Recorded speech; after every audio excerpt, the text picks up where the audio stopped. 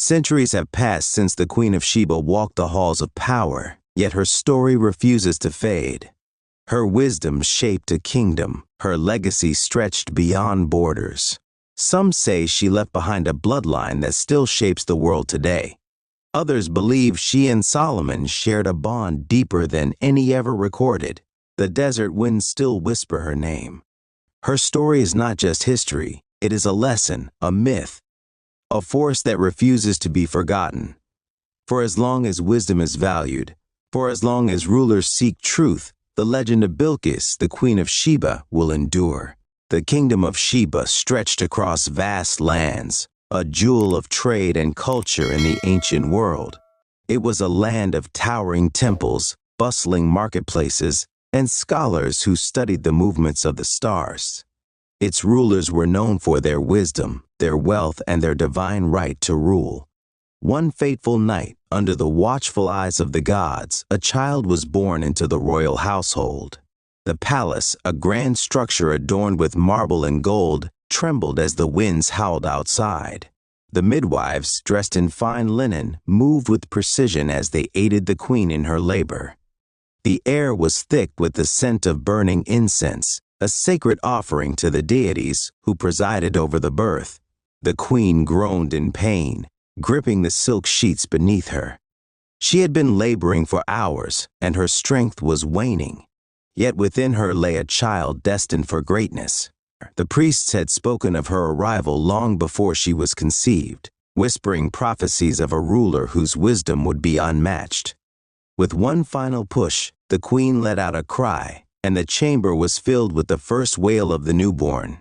A midwife caught the infant, carefully wrapping her in cloth before turning to the high priest, who stood with his hands raised in prayer. "It is a girl," the midwife announced, her voice laced with awe. The high priest nodded, stepping forward to gaze upon the child. His eyes widened as he observed the infant's piercing gaze, a look of knowing far beyond her years. He turned to the queen and declared, "She shall be named Bilqis, and she will bring prosperity and wisdom to Sheba." The queen, exhausted but relieved, smiled faintly. "May the gods watch over her," she whispered before succumbing to sleep. But outside the palace walls, shadows stirred. There were those who feared the rise of a queen, those who believed a woman could not rule Sheba. And so, before she had even taken her first breath of fresh air, Bilqis had already made enemies. As Bilqis grew, it became clear that she was no ordinary child. The priests and scholars who watched over her whispered among themselves, for she spoke early, asked questions beyond her years, and absorbed knowledge like a sponge. By the time she was 5, she could recite the sacred text better than some of the older students in the temple schools. By 10, she had mastered the art of rhetoric, often outwitting her tutors in philosophical debates. Her father, King Namar, watched his daughter's development with pride, but also with growing concern. He knew the people of Sheba revered their rulers as divine figures, but they also clung to tradition. A woman had never ruled alone before. The idea of a queen on the throne unsettled many in his court. One evening, as the sun cast golden hues over the palace gardens, King Namar summoned the high priest. The two men sat beneath a large acacia tree, drinking spiced wine as they spoke in hushed tones. "She is extraordinary," the king admitted, "but will the people accept her?" The high priest stroked his long beard thoughtfully. "The gods have spoken. She is meant to rule, but prophecy alone will not silence my rivals," the king said, his brow furrowed. "There are those who will seek to undermine her, to claim the throne for themselves." The high priest nodded. "Then she must be stronger than them all. Train her not just in wisdom, but in the ways of war and diplomacy. She must be unshakable." And so, the decision was made. Bilqis would be given the finest education, not just in governance and philosophy, but in strategy, economics, and even combat. If she were to rule, she would do so with both intelligence and strength. Bilqis's days were filled with lessons. She woke before dawn to study the sacred scrolls with the priests. By midday, she was learning the art of negotiation and statecraft from her father's advisors. In the afternoon, she trained in swordsmanship and archery, for a ruler must be prepared for all forms of battle. Her tutors often left her lessons in awe. She had a mind sharper than the finest blades of Sheba's warriors. She could calculate the weight of gold shipments without an abacus, predict market trends before they occurred, and find the weakness in an argument before her opponent had finished speaking. Yet, despite her brilliance, challenges arose. The royal court was filled with whispers, voices questioning the king's decision to groom a girl for the throne. Lords and merchants who had long hoped to claim more power saw Bilqis as an obstacle. One such man was Lord Marzan, a powerful noble with ambitions beyond his station. One evening, as he dined with his allies, he voiced his concerns aloud. "The king is blind," Marzan scoffed, swirling his goblet of wine. "A woman cannot rule Sheba. It is unnatural." His companions nodded in agreement. "But she is not just any woman," one man pointed out. "She is intelligent, more so than any of us." "Intelligence means nothing without power," Marzan replied.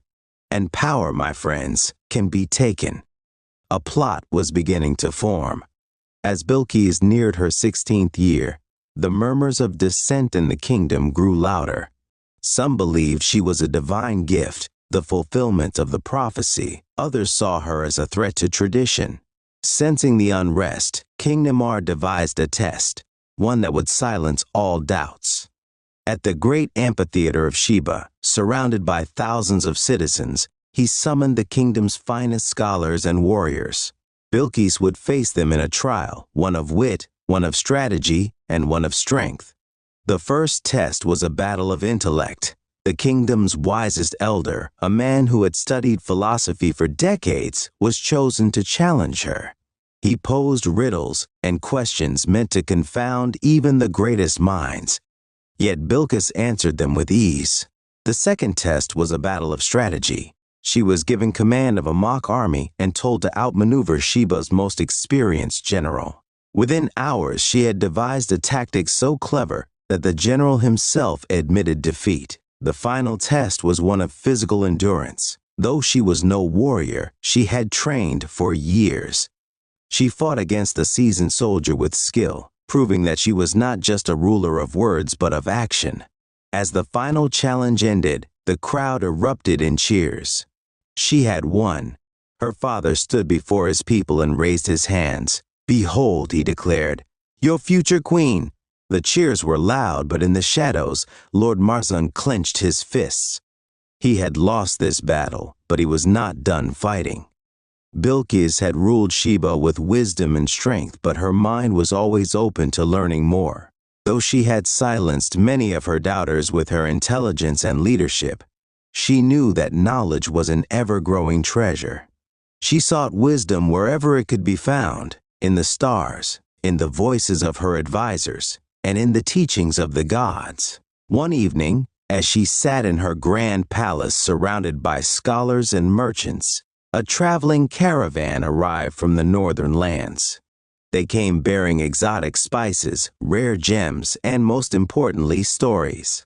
"My queen," one of the merchants said, bowing deeply, "we have traveled far from the land of Israel, where a king unlike any other rules, a man of wisdom so great that even the winds carry his words." Bilqis raised an eyebrow. "A wise king, you say? And what makes him so special?"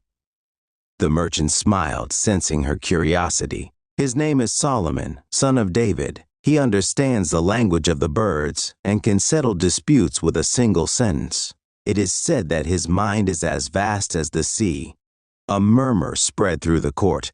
Solomon's name was known across many lands, but Bilqis had never paid much attention until now. "Tell me more," she commanded. And so, the merchant spoke of how Solomon had once settled a dispute between two women claiming to be the mother of the same child, how he had written songs and proverbs that even the gods seemed to admire, and how rulers from distant lands sought his counsel. Bilqis leaned back in her throne, deep in thought. She had met many rulers, some strong, some cunning, but none had ever impressed her beyond their wealth or power. Could this Solomon truly be as wise as they said? She turned to her chief advisor. Prepare an envoy. I will see this wisdom for myself. The journey to Jerusalem would be long and treacherous, stretching across deserts and mountains. Bilqis was no fool. She knew that a meeting between two powerful rulers was never just about conversation. Diplomacy was a game of power, and gifts were its currency. She called upon her finest artisans and traders to assemble a collection of treasures worthy of a great king. For weeks, the palace buzzed with activity as rare spices, gold, and precious stones were gathered. Frankincense and myrrh, the finest Sheba had to offer, were packed into ornate chests. The best scholars and philosophers were selected to accompany her, for she intended not just to see Solomon's wisdom, but to test it. As the preparations neared completion, her trusted general Rahim approached her. My queen, you will be traveling far into unknown lands. Do you trust this King Solomon? His voice was laced with concern. Bilqis smiled. Trust is not given freely in matters of power, Rahim. I go not to seek trust, but to seek truth. On the morning of their departure, the people of Sheba gathered to watch their queen embark on her journey. Dressed in flowing robes of deep red and gold, adorned with jewels that sparkled in the sunlight, Bilqis mounted her camel at the head of the caravan.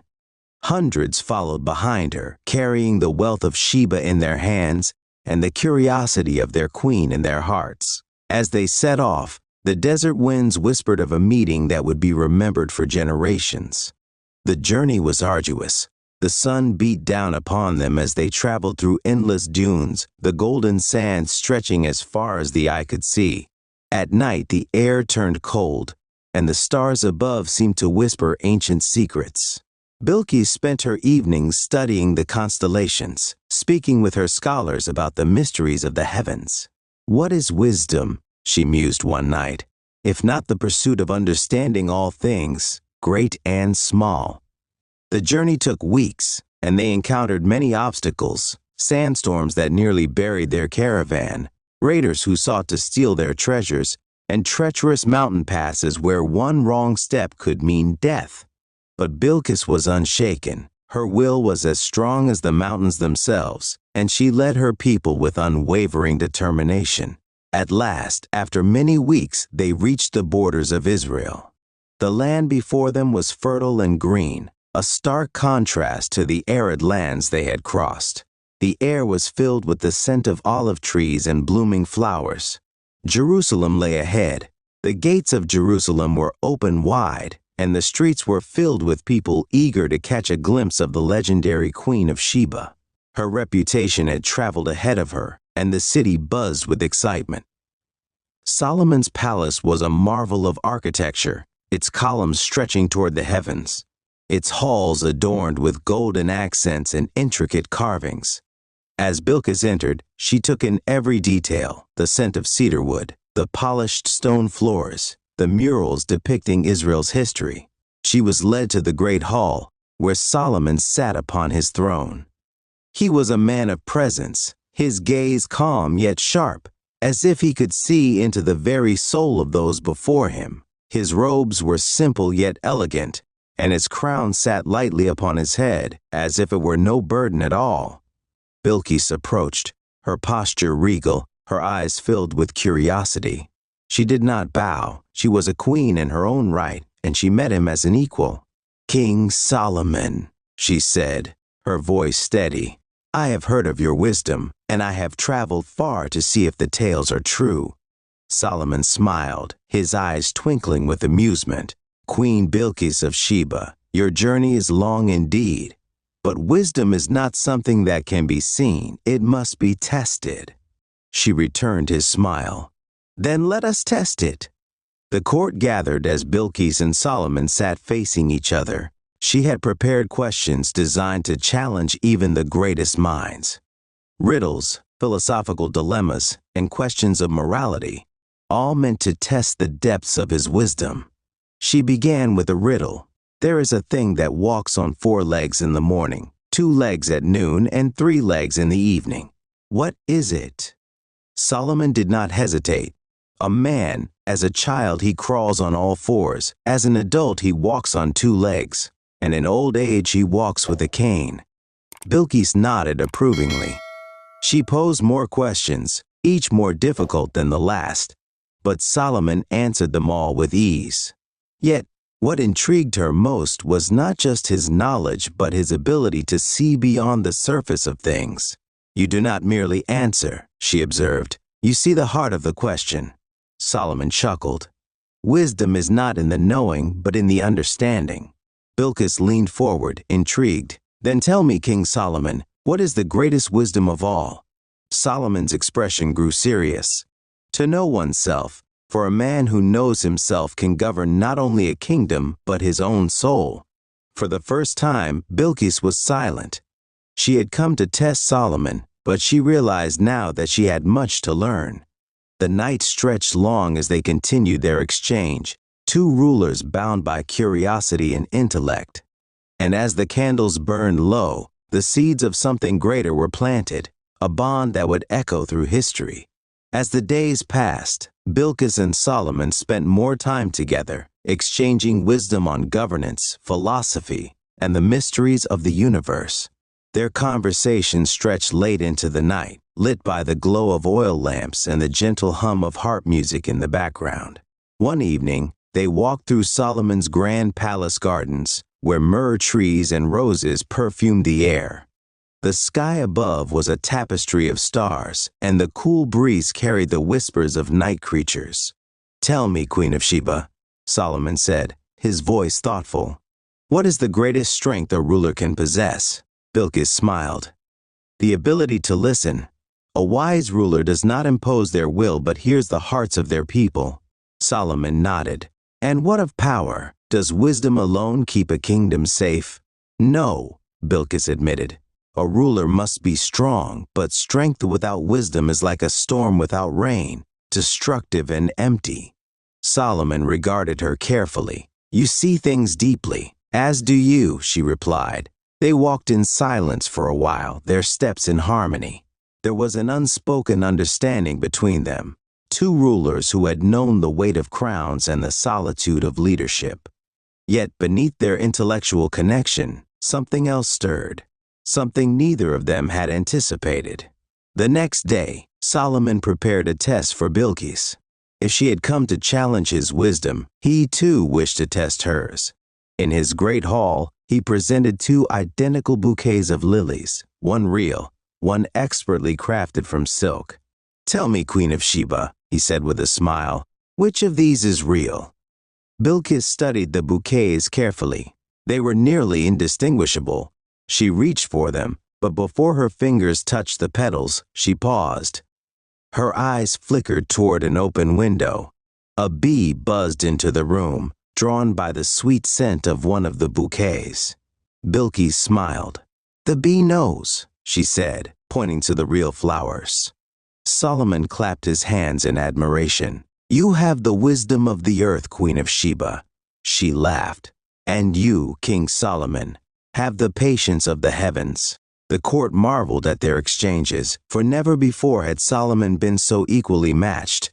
Their rivalry was not one of hostility, but of mutual admiration, like 2 rivers flowing toward the same sea. In honor of Bilqis's visit, Solomon arranged a grand feast. The palace was adorned with golden tapestries, and musicians played melodies that filled the halls with enchantment. Exotic dishes were brought forth, honeyed figs, roasted lamb, and fragrant wine. As they dined, Solomon observed Bilqis with admiration. She carried herself with grace, her laughter like the chime of silver bells. "I have heard it said," Solomon mused, "that a woman's beauty is a reflection of her soul." Bilqis raised an eyebrow. "And what do you see in mine?" Solomon's gaze was steady. "A mind as sharp as a sword, a heart as vast as the desert." For the first time, Bilqis found herself without words. It was not often that she met someone who saw beyond her crown. The feast continued with music and dance, and the court watched as their king and the foreign queen spoke in hushed tones, their connection undeniable. That night, as the palace quieted, Bilqis stood on the balcony overlooking Jerusalem. The city lights twinkled like stars, and the cool night air carried the scent of jasmine. Solomon joined her, standing beside her in silence for a long moment. "You leave soon," he said at last. Bilqis nodded. "My people need me. Do you regret coming?" "No," she whispered. "I have learned much here." Solomon turned to face her fully. "And yet you seem troubled." She sighed, gazing at the city below. "Because wisdom is not always enough. My people expect strength, tradition, and I do not know if I can be both queen and woman." Solomon studied her carefully. "You are more than capable, Bilqis. A ruler must balance many roles, but only a fool would ask you to become less than what you are." His words lingered between them. The wind stirred her dark curls, and for a moment she allowed herself to be vulnerable. "Solomon," she said softly, "do you ever tire of wisdom?" A small smile touched his lips. "At times, but wisdom is my duty, just as leadership is yours." She met his gaze, and in that moment they were not just rulers but two souls burdened by destiny, bound by something neither of them could name. And before the night was over, something changed between them. The morning of Bilqis's departure arrived too soon. The palace was quiet as her caravan prepared for the journey home. Solomon stood at the entrance, watching as the treasures of Sheba were loaded onto camels. But no treasure could compare to the queen who had brought them. Before she mounted her horse, he handed her a small, ornately carved box. "A gift," he said. Bilqis opened it to find a ring bearing Solomon's royal seal. "For what purpose?" she asked, turning it in her fingers. "To remind you that wisdom is not a burden to bear alone." She closed her fingers around it, understanding the unspoken meaning. "I will remember," she said. They stood there, neither speaking, both knowing that this was not just a farewell but the closing of a chapter neither of them wanted to end. With a final glance, Bilqis turned and rode away, her heart heavier than it had ever been. The road back to Sheba was long, but Bilqis was not the same woman who had left. She carried Solomon's words with her, replaying their conversations in her mind. Her advisors noticed her silence, but none dared question it. As the caravan traveled through the desert, a thought nestled in her mind, one that she could not push away. Had she left behind wisdom or something far greater? The golden city of Sheba shimmered in the afternoon sun as Bilqis's caravan approached its gates. The scent of frankincense filled the air, and the people gathered to welcome their queen. Yet, beneath the surface of celebration, a storm was brewing. As she rode through the city streets, she noticed the hushed whispers among the merchants, the wary glances of the nobles. Something had changed in her absence. Rahim, her trusted general, rode beside her. "My queen, there have been complications in your absence." Bilqis's eyes darkened. "Speak plainly." Rahim hesitated before answering. "Lord Marzun has been stirring unrest. He claims your absence was irresponsible and questions whether a queen alone should rule Sheba." A flicker of anger crossed Bilqis's face. Marzun. She had known that he would not accept her reign so easily, but to spread doubt among the people? She straightened her shoulders. "Then I will remind them why I am their queen." As she entered the palace, she knew that her return would not be met with the peace she had hoped for. The royal court assembled in the grand hall, its high ceilings echoing with murmurs of discontent. Lord Marzun stood among the nobles, his expression smug as he stepped forward. "My queen," he said with a bow that barely masked his defiance, "we welcome you home. Though one must wonder, was your journey to Israel more important than ruling your own people?" Bilqis met his gaze without flinching. "A wise ruler seeks knowledge wherever it may be found. Would you prefer a queen who governs in ignorance?" A ripple of approval spread through the court, but Marzun was not so easily silenced. "Perhaps," he said smoothly, "but rumors speak of more than wisdom gained in Israel. They whisper of a bond between you and King Solomon. Tell me, my queen, did you return to rule Sheba or to dream of another kingdom?" A tense silence filled the hall. Bilqis stepped forward, her voice steady but sharp. "I rule Sheba with my mind, not my heart. My journey was for the benefit of this land, not for idle fantasies. Or would you accuse your queen of weakness, Marzun?" Marzun's lips pressed into a thin line. He could push no further without openly challenging her authority. Bilqis turned to the court. "Sheba is strong, but strength without wisdom leads to ruin. I have brought back knowledge that will enrich our kingdom.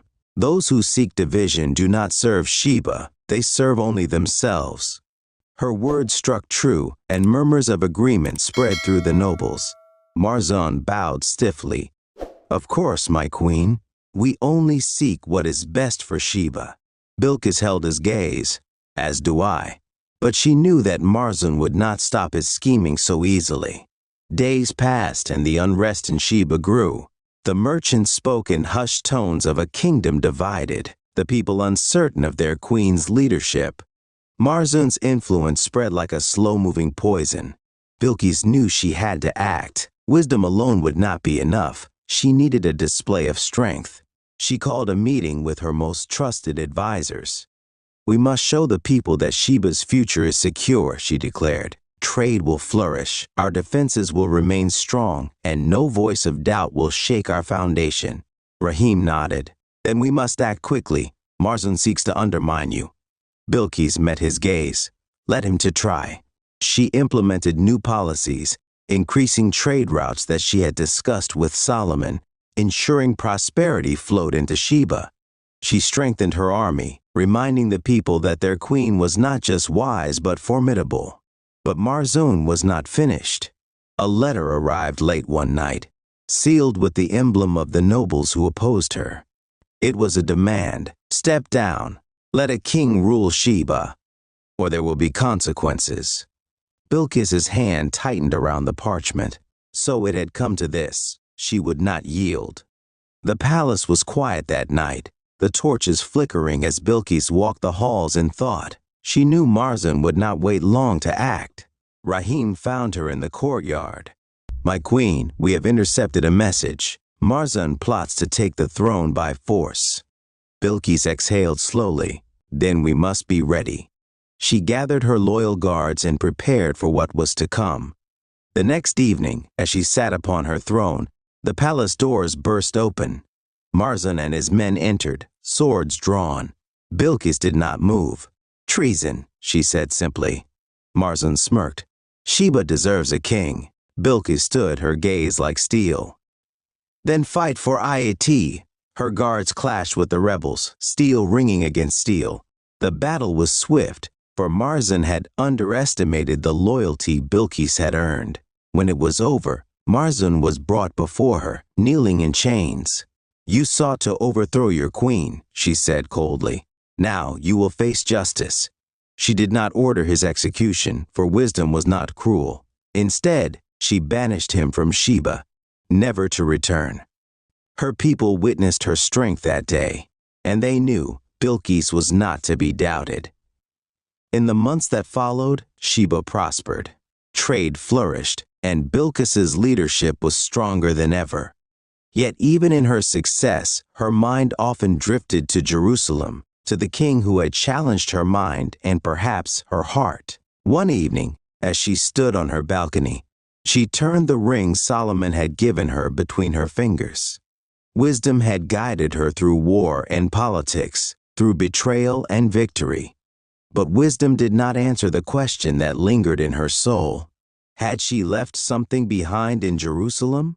Or had she brought it with her all along? Years passed, and Bilqis ruled Sheba in peace. She became a legend in her own time, a queen whose wisdom was unmatched. One day an old priest came to her with a prophecy. "Your legacy will not end in Sheba alone," he told her. "It will stretch across nations, across generations." Bilqis listened carefully. "What do you mean?" The priest's eyes twinkled. "One day your bloodline will shape the fate of kings." She thought of Solomon, of their meeting, of what had passed between them. And for the first time in years, she smiled. Some legacies are written in gold, others in wisdom, and some in the whispers of history. Bilqis lived to see Sheba reach heights no one had imagined. She became known as the wisest queen who had ever ruled, her story told from the deserts of Arabia to the halls of Jerusalem.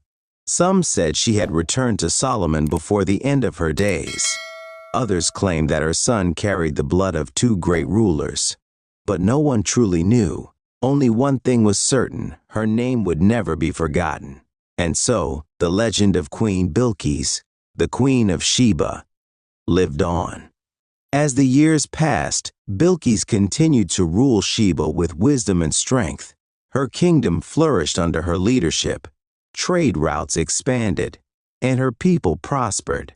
Yet as time wore on, she found herself thinking more often of the past, of Solomon, of the choices she had made, and of the destiny that had been foretold. One evening she stood upon the palace balcony, gazing at the horizon where the desert met the sky. The wind carried with it the scents of frankincense and myrrh, the essence of Sheba itself. Her advisor, Rahim, now aged and graying, joined her. "My queen, you seem troubled." Bilqis sighed. "Have I done enough, Rahim? Will my people remember me for my wisdom, or will time erase my name?" Rahim smiled gently. "Sheba is stronger than it has ever been. Your name will not be forgotten. It will be spoken in every land where wisdom is valued." She nodded, but a part of her wondered, was wisdom enough to leave behind? One day, a messenger arrived from Israel, weary from travel yet carrying a letter sealed with the emblem of Solomon. Bilqis's hands trembled slightly as she broke the seal. The parchment was worn, but the words within were clear. "Queen of Sheba, the years have passed, yet your presence lingers in my thoughts as the stars linger in the night sky. Wisdom has guided us both, but even wisdom cannot answer all questions of the heart. I pray this letter finds you well. May Sheba continue to shine under your rule. Solomon." Bilqis read the letter several times, each word carrying a weight she had long ignored. She closed her eyes, inhaling deeply. "Would you like to send a reply, my queen?" the messenger asked. She thought for a long moment before shaking her head. No, some words are best left unspoken. Yet she kept the letter, placing it among her most treasured belongings. As Bilqis grew older, the question of succession loomed.